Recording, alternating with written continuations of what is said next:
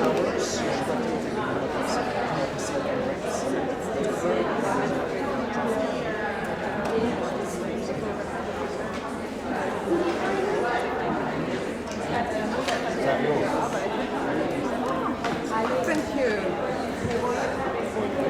J'ai oublié que j'allais le dire un peu.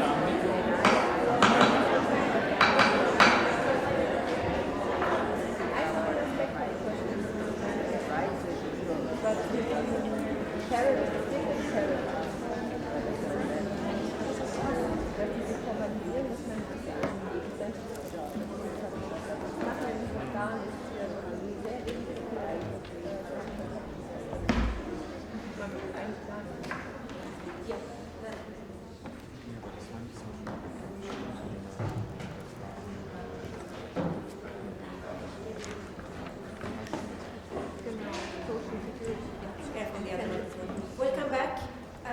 It sounds like you've had very good sessions. I listened in, I heard a lot of fruitful discussions, a lot of concrete examples and ideas. It sounded really good. And now we are going to have the last session. It's basically about the takeaways from these 8 sessions. And this will be moderated by Susana Gonzalez, and she will.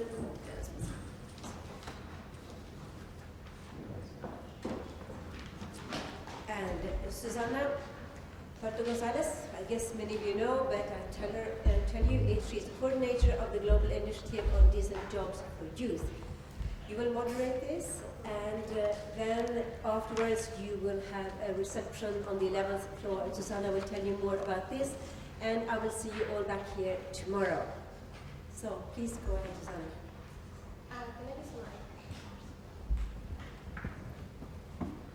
Thank you. Hello, everyone.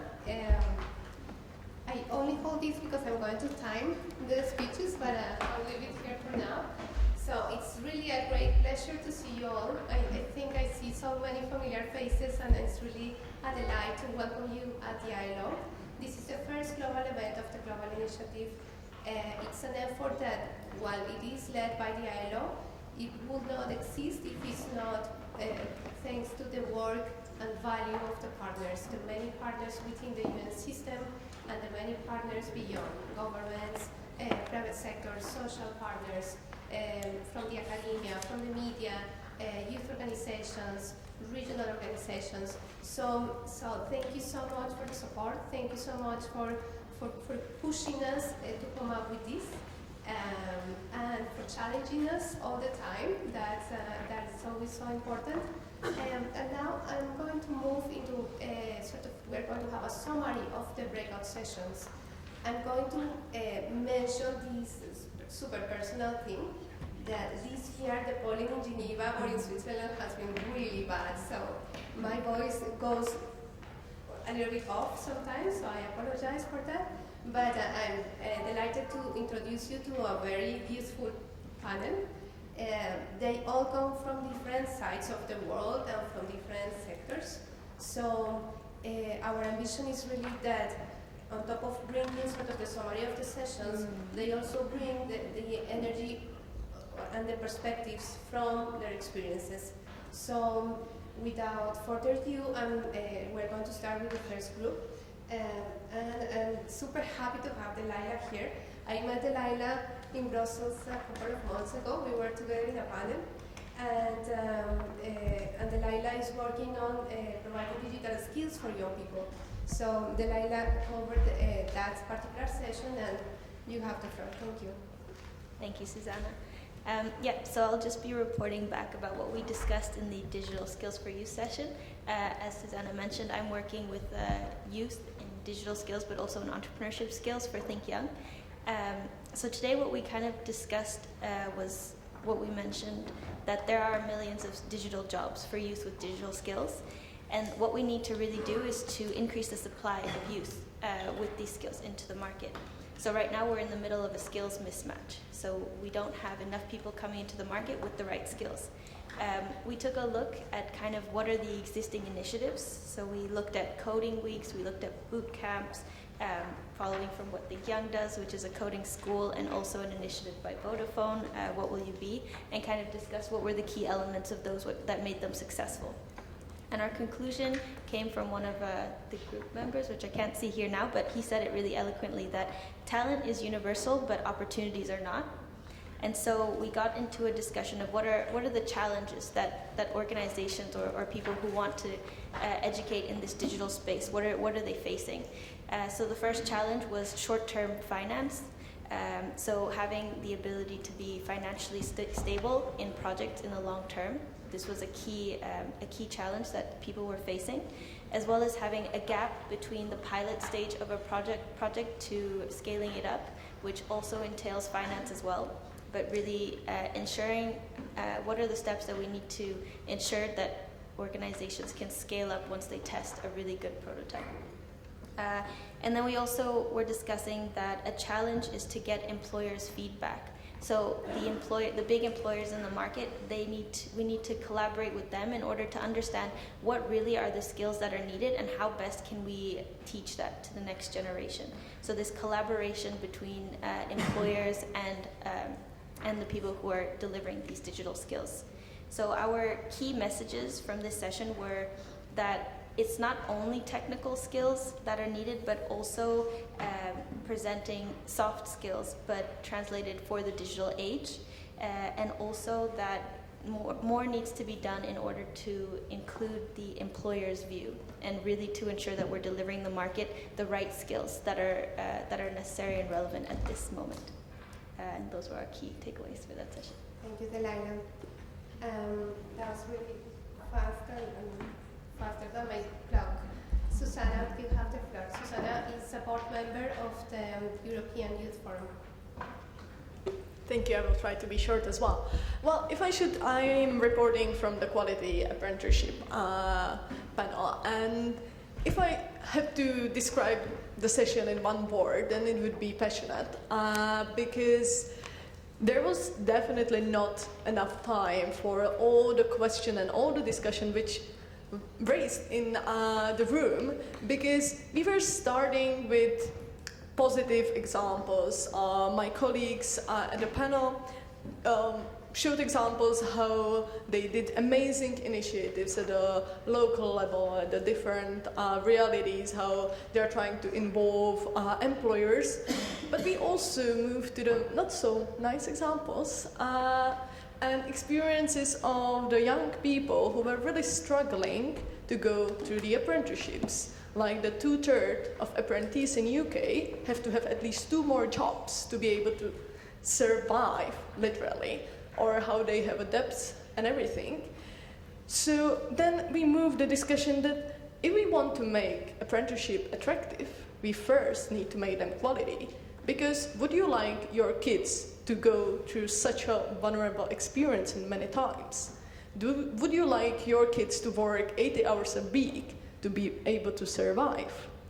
So we need to focus first on getting the quality to make sure that everyone's rights are protected, because that was raised there as well by one of our colleagues from the trade unions, that it's human rights to be paid for the job you are doing.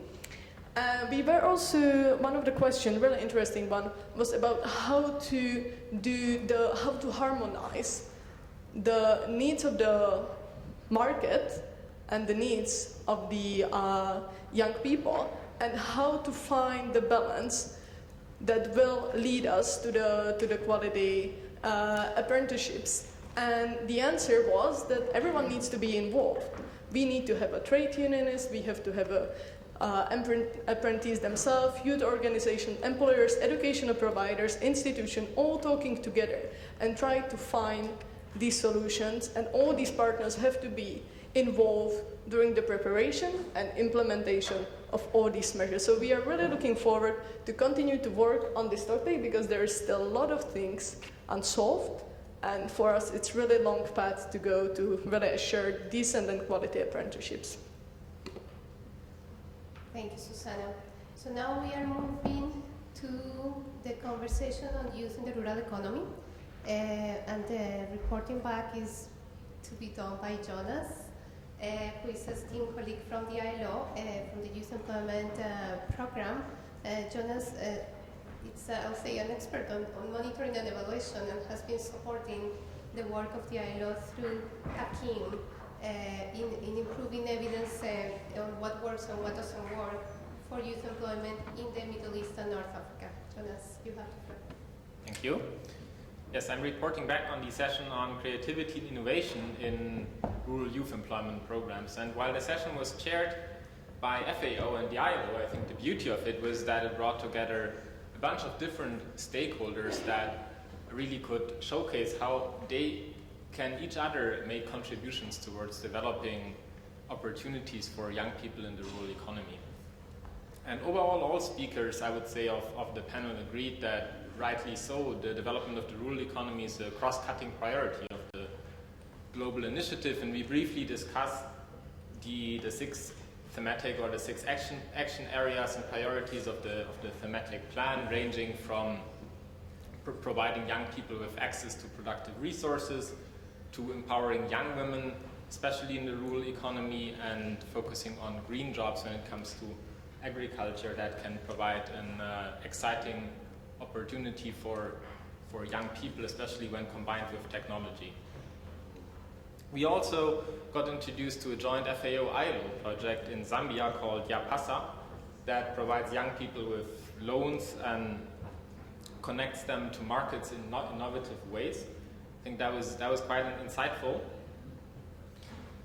Before we turn to the other stakeholders that were also represented on the panel, and I think that was very interesting to see. And for example, from the side of the private sector, we were told that contributions private sector organizations can make is that, in particular in rural areas, they often can build on long-lasting relationships with stakeholders there, with communities, with small businesses that they source inputs from in their global value chains, and that we can also build up on these relationships when creating decent jobs for young people. And also, I think many private sector enterprises can perhaps also teach us or teach young people how to run a small business and what kind of specific skills are needed and what kind of mindset are needed to run a small business, in particular in the rural economy. Another very important point that was made on the panel was about not only working for young people, but working with young people and engaging young people and hearing to young voices when it comes to designing actually our programs, but also when defining research agendas and when developing policy recommendations. From a youth organization, we heard that recommendations to improve decent jobs for youth in the rural economy also need to center around strengthening community engagement, really going into communities and understanding how we can foster youth engagement there. And also, especially in rural areas, not to forget that even though technology is advancing fast, face-to-face support often is crucial, in particular in early stages of development, of entrepreneurial development. So this needs to be in a smart way combined with technological support. And just to conclude, I think everyone agreed that the value of not only this forum but the global initiative when it comes to the rural economy is really to providing that platform of bringing everyone together.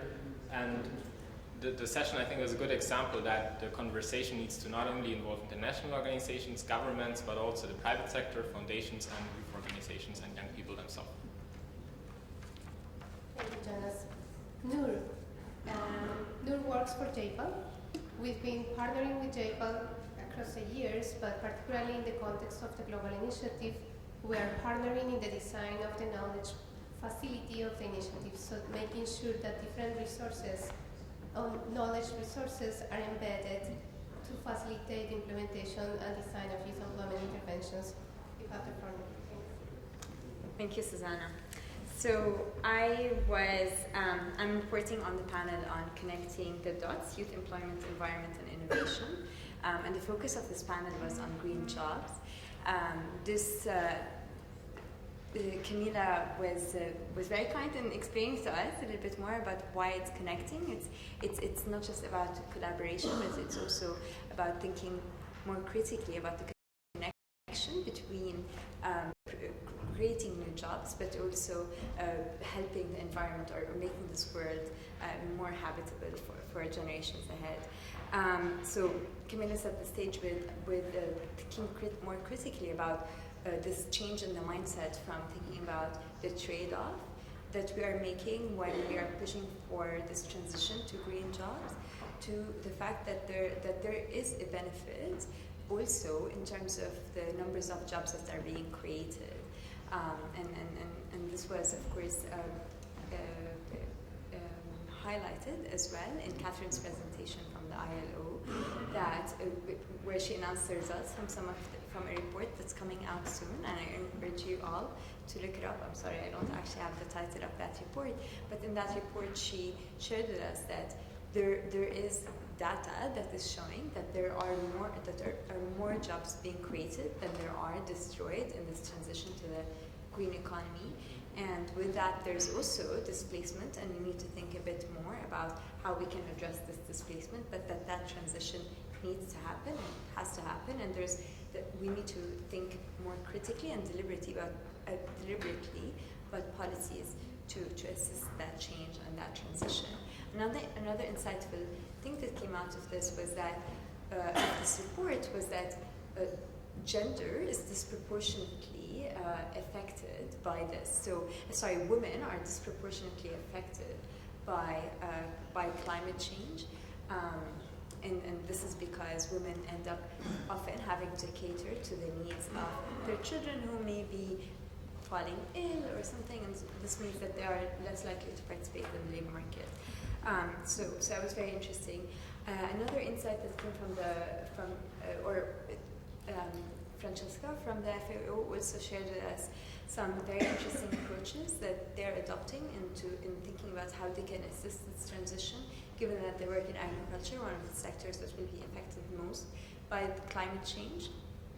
And in that, she shared with us this emphasis in their approaches on skill development, on value chain development, and in market linkages. And she shared with us a very interesting example from Zanzibar, where they're working with farmers to help connect them to the tourism industry and to hotels to help them integrate them into this labor market.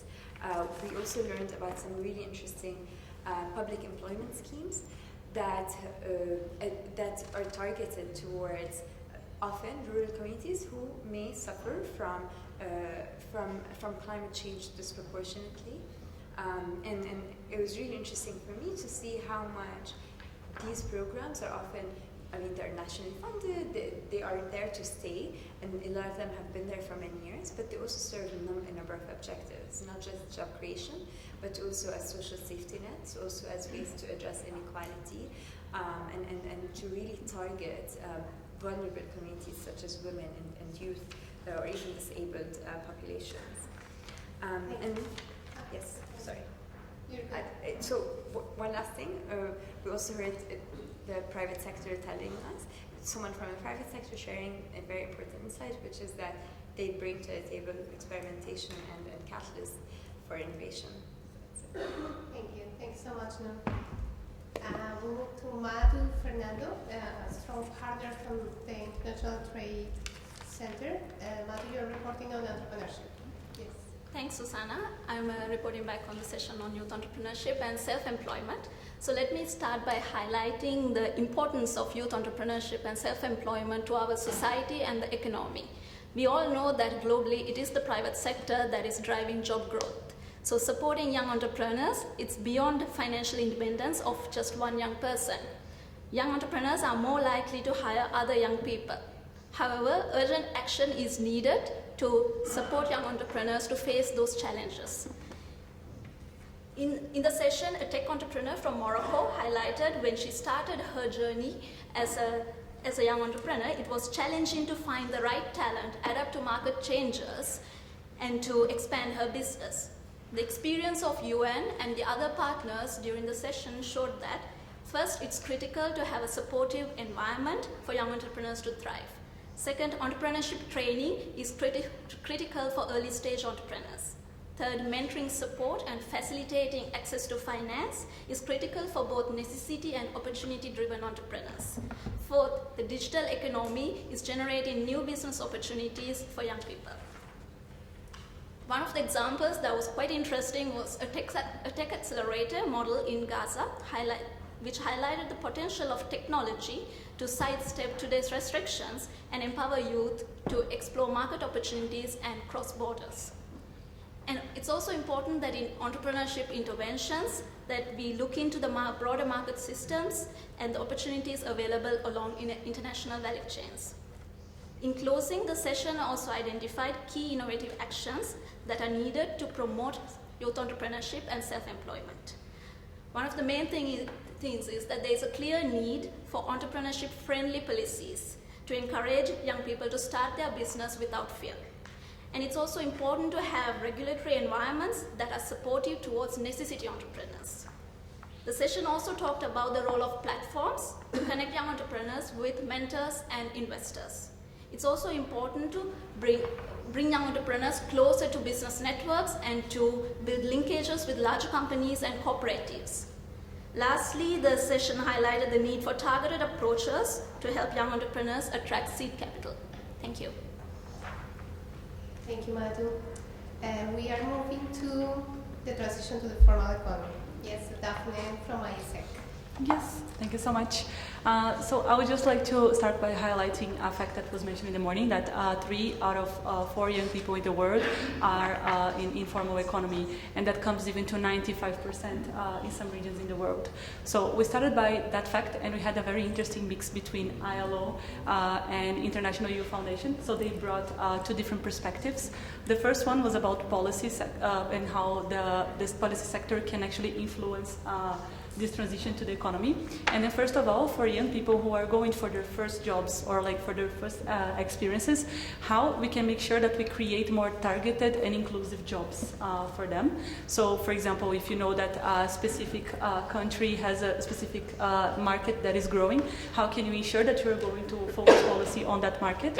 And at the same time, for the people who are already in informal jobs, how can you support their transition to formal jobs? So for example, entrepreneurs who are not formal yet at some sense, how can you make sure that you have taxes or security systems that are going to incentivize that, and also make sure that young people will feel secure in migrating to that economy? And at the same time, when it comes to program level, how can we make sure that we think about other facts such as soft skills? And I think it has been very nicely mentioned by Delilah that soft skills are very important when it comes to that. So the International Youth Foundation has a very interesting program called Passport to Success. And for example, in South Africa, they worked in a super interesting skills building program that helps young people to move to formal economy. And it has been proven to increase retention and also job creation for young people. So if you see, if both of them work together, so program and policies, we can actually ensure that we're going to have more youth in formal economy. Thank you very much. Thank you, Daphne. So now we move to Viridiana. We had a small story over the last couple of weeks. I got to Viridiana's name as a nomination from the Mayor Group for Children and Youth. And it's been a couple of efforts to bring her to Geneva, so I was really happy that she could make it. And Viridiana, she belongs to My Mexico, and she's the focal point for the UN Mayor Group for Children and Group on topics of migration. She's currently working in the UN system with the Office of the Envoy on Youth. Thank you very much, Susanna, for giving me the floor. I will be reporting back on the session about youth in fragile environments.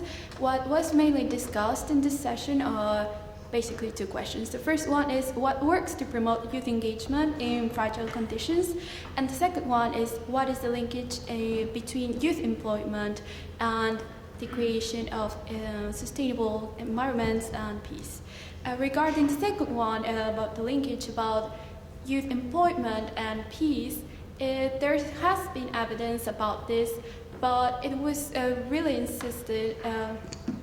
The panelists were really insistent about saying that even though that there is evidence, we should not be focusing on that, because at the end, evidence about engaging youth in the labor markets in fragile context is a long-term process. So we just need to be really patient about this and to be using this evidence as a tool to get better programs in these situations. And regarding promoting youth employment in fragile conditions, we can just say that as a general conclusion is that entrepreneurship is a very viable pathway to create this linkage about youth employment and the creation of peace in fragile situations. Even though that entrepreneurship by itself is complicated, we just need to actually acknowledge that it becomes more complicated, and it's the challenge to generate entrepreneurship in fragile conditions, because because there's the need of technical life skills, access to markets and financing and mentorship issues on that. And actually, entrepreneurship or encouraging entrepreneurship with a very community-focused business models is a really good thing, because it can rebuild social cohesion if, like local markets, for example, because just not engaging an individual, you're actually engaging the whole community. And focusing not just on economic approaches, but also to consider another components about this is really key to make it sustainable. And well, as a conclusion, we just can say that even though that youth in this kind of environments are living in difficult situations, we need to support them. So meaningful youth engagement, investment in youth, and youth empowerment are crucial to create solutions. Thank you. Thank you, Brianna. So now we come to the report on the last session on youth in hazardous occupations, which I also joined and was super interesting. And so we have Zainab coming from Bahrain. Please, Zainab, you have the floor. Thank you, Susanna, for giving me the floor. I will be reporting on the youth in hazardous occupations. As a trade unionist, we are promoting occupational health and safety regulation to all workers. We've been discussing the session that there is 73 million children in hazardous work worldwide, not surprising that 62% of them are in agriculture sector. 15 to 17 years old are still developing mentally and physically, putting them at greater risk, and estimated 40% of them are having work accidents. The policy implementation are clear. National policies should be directed toward removing child below the legal minimum age for employment from hazardous work, while enrolling them at school and towards, when possible, removing the hazards conditions encountered by children of legal working age in the workplace. An integrated strategy should address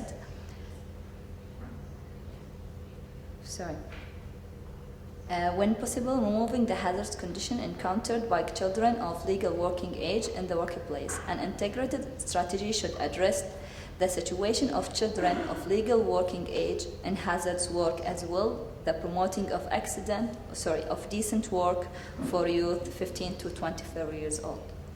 Mr. Fabio went through how Jacob Foundation works with the private sector and has been involved in communities, especially with women, to highlight occupation health. Promotion of education as a way to combat hazards, child labor, and incentive provided by the foundation.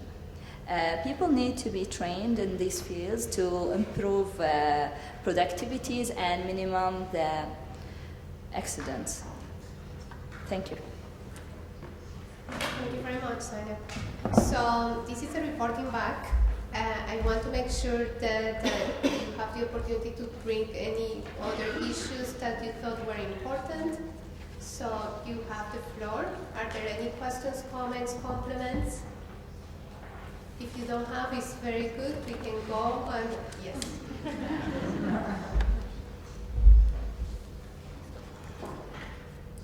If we can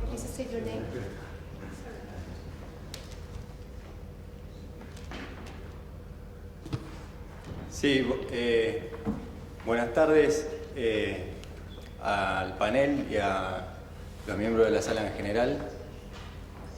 Más es un comentario más que una pregunta y un aporte. Quien les habla, me llamo Julián Sosa, soy conductor de trenes de la República Argentina y dentro de la carrera de mi actividad sindical me encuentro hoy trabajando en la Federación Internacional de Trabajadores del Transporte y en representación de la juventud de esta federación me hago presente aquí. Me hago presente con mucho orgullo y vemos en mi federación con beneplácito la invitación para poder participar de este espacio. Y quería transmitirle una de las preocupaciones que tenemos en los jóvenes trabajadores del transporte respecto al asunto del empleo juvenil. Si bien es preocupante y es admitible elaborar estrategias para el empleo decente juvenil, innovar en esto, notamos ampliamente en realidades actuales que hoy vivimos, trabajadores del transporte en particular es lo que voy a hacer referencia. Somos aproximadamente 12 millones de jóvenes trabajadores del transporte a nivel global, de los cuales poco más de 1 millón solamente estamos afiliados a una organización sindical y por ende con condiciones dignas tanto de jornadas laborales como salariales.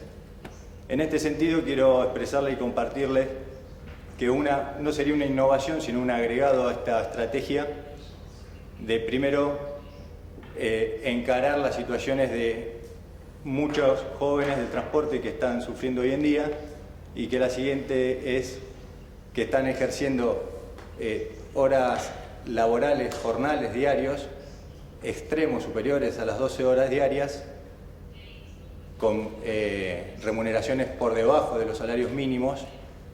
Y en ese sentido es que si se regularizan las situaciones de estos trabajadores, ampliamente veremos una apertura de mayor ocupación laboral.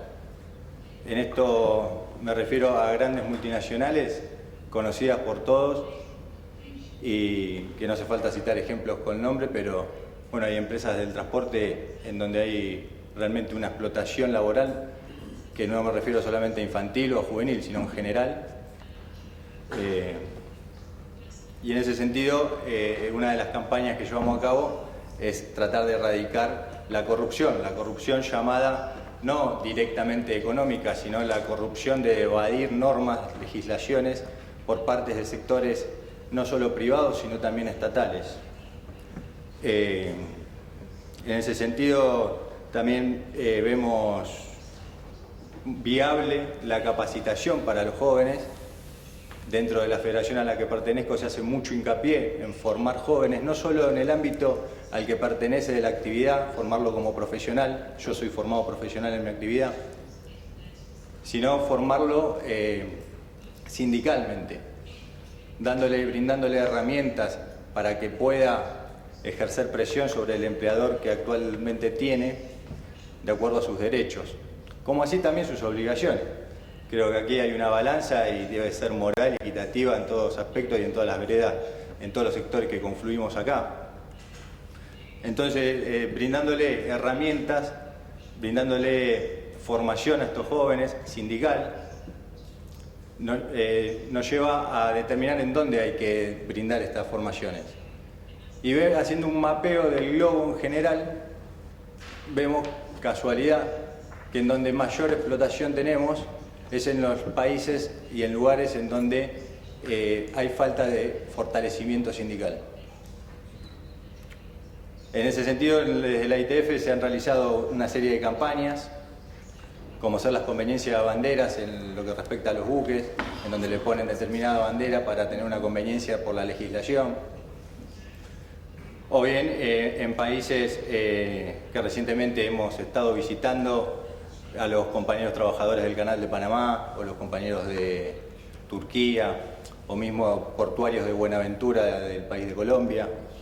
Y esto se da mucho porque es la región que me toca recorrer en Latinoamérica, en donde encontramos situaciones de jóvenes que trabajan excesivas jornadas laborales y hago hincapié nuevamente en una de las aristas que este emprendimiento puede tener es en primeramente regular a estos empleadores a que tengan a sus trabajadores en condiciones legales, cumpliendo jornadas normales de trabajo y en ese sentido ampliar la fuente laboral seguramente para cientos de miles de jóvenes más. Muchas gracias. Quisiera, para responder digamos, a tu comentario, simplemente decir que ambas, la cantidad del empleo y la calidad del empleo, son elementos sustanciales de la iniciativa global. Porque, como Shukti lo mencionó esta mañana, tenemos unos niveles de desempleo a nivel mundial de 72 millones de jóvenes, pero el reto no termina ahí, ¿no? Es apenas como la punta del iceberg.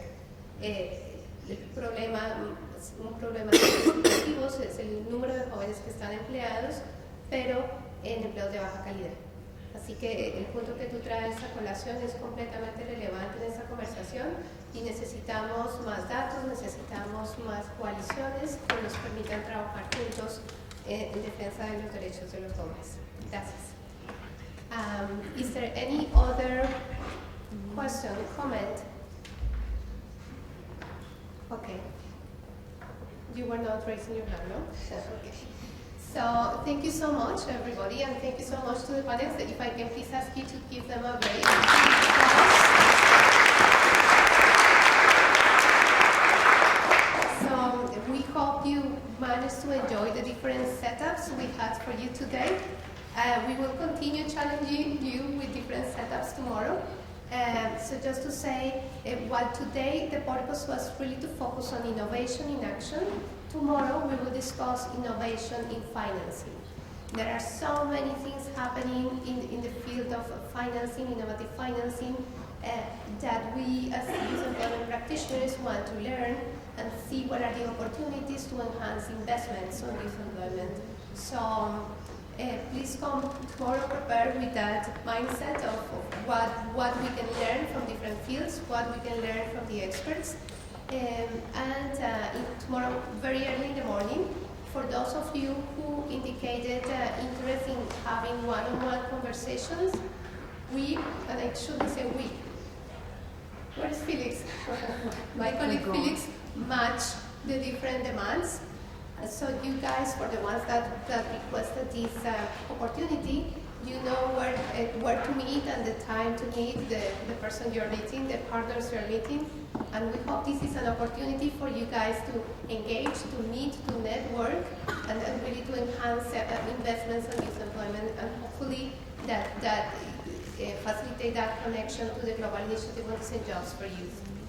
We are now delighted to invite you for a reception. It will be here at the ILO 11th floor. So what we will do is we will exit. We have to take the elevators. The first elevators you see over here.